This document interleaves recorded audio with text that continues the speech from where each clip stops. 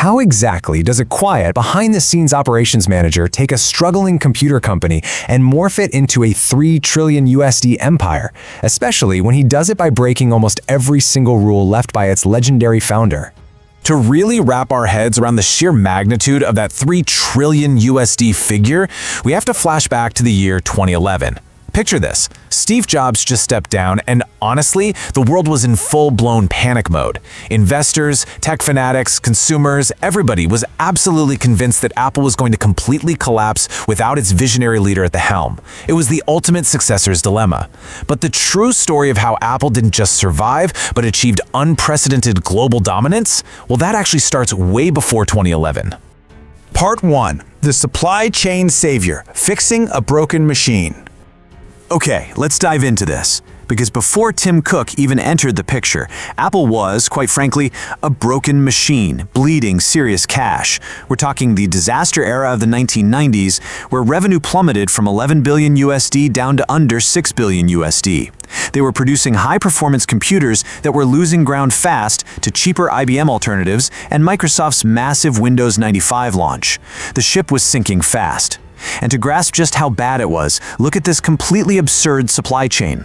Apple would build a computer base in Singapore, fly those parts all the way across the globe to Ireland to install more components, ship that half-finished computer back to Singapore for final assembly, and then fly it to the USA just to sell it. I mean, it was a total logistical nightmare. They were needlessly flying parts back and forth across the planet, burning precious time and millions of dollars. Then in walks Tim Cook with this ruthless, brilliantly simple operational math. Cook understood one fundamental truth about manufacturing. Inventory is fundamentally evil. Why? Because it depreciates. It's just sitting there, losing value. So he looks at Apple's bloated 30 days of sitting inventory and slashes it down to just 2 days. How do you pull that off? He simply mandated that Apple suppliers had to move right next door to their factories. By physically integrating the supply chain, he outsourced manufacturing wherever possible and just completely stopped the bleeding. The crucial takeaway for us here is that physical proximity in business eliminates wasted time and depreciating value. This single operational pivot literally saved the company from total bankruptcy. Part 2. The Ultimate Succession Test, Becoming the Heir. So where does that kind of ruthless operational discipline actually come from? Well, it starts all the way back with Cook's very first job, waking up at 3 a.m. every single day to deliver newspapers. That intense, rigorous work ethic forged a discipline that made him an IBM regional supply chain director by the time he was just 31. When Apple's recruiters aggressively poached him in 1998, they didn't just want a manager, they literally needed a savior. Tracing this timeline, you can see how Cook built a highly unshakable foundation over his 15-year climb. He took over sales in 2002, became chief operating officer by 2005, and seamlessly stepped in as interim CEO in 2009. Jobs trusted Cook completely, mainly because Cook was the ultimate fixer. He took the wildly creative chaos of Apple and engineered it into a highly predictable, infinitely scalable machine. All of this lifelong preparation culminated in an incredibly cinematic weekend phone call in 2011. Jobs, who was in his final months, summoned Cook. He called him up and simply said, "I'd like to talk." Cook asked, "When?" And Jobs replied, "Now." It was during this intensely private, heavy meeting that Steve Jobs told Tim Cook he wanted a smooth transition of power. He was officially handing over the reins of the entire company. But right here is the absolute crux of the successor's dilemma. On the left, we've got Steve Jobs, raw charisma, totally product-obsessed, a larger-than-life visionary. On the right, Tim Cook, deeply calm, pragmatic, and laser-focused on operations and execution. Cook was facing this impossible mountain of pressure from a world that basically just wanted another Steve Jobs. But Jobs had given him one crucial, final piece of advice before passing. Just be yourself. And for Tim Cook, being himself meant radically changing how Apple operated. Part 3. Breaking the founder's rules, technicals, and growth. All right, let's shift gears into the more technical phase of this explainer, for those of you wanting the deeper details. To achieve true exponential scale, Tim Cook knew he couldn't just play Steve Jobs' greatest hits on repeat. He had to directly break the established design rules that Jobs had treated as absolute gospel. You see this bravery perfectly mapped out on this product expansion list. For instance, Jobs famously hated large-screen phones. He thought absolutely nobody would buy them. But Cook?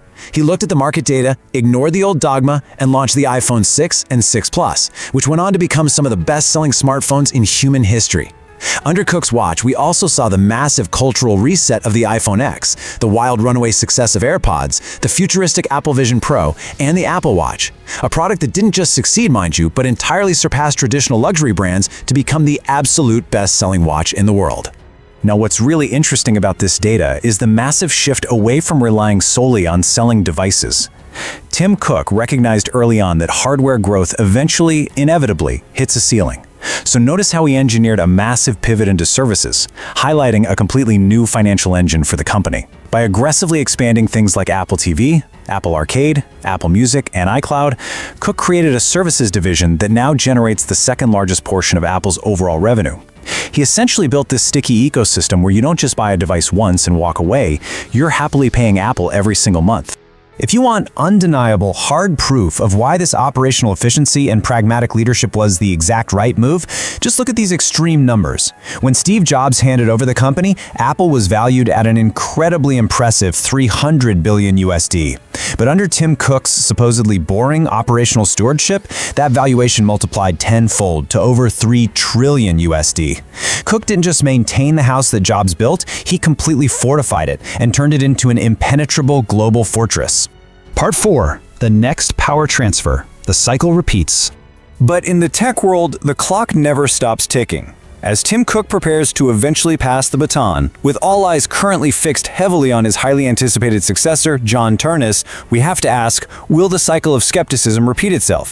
When that day finally comes, the entire world is once again going to ask if the new leader can carry the immense, crushing weight of a $3 trillion USD empire. Will John Ternus, or whoever ultimately takes the helm, have the courage to break Tim Cook's rules exactly like Cook broke Steve Jobs' rules? Thank you so much for joining me for this explainer, and I'll leave you to ponder that multi-trillion-dollar question.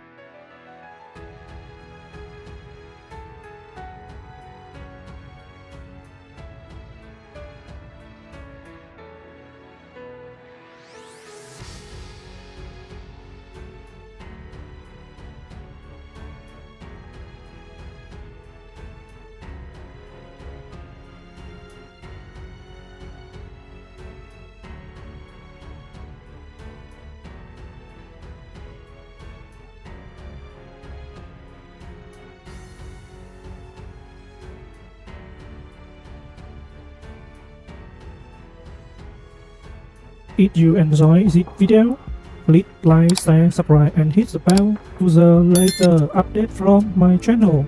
Thank you for watching till the end and see you in the next video.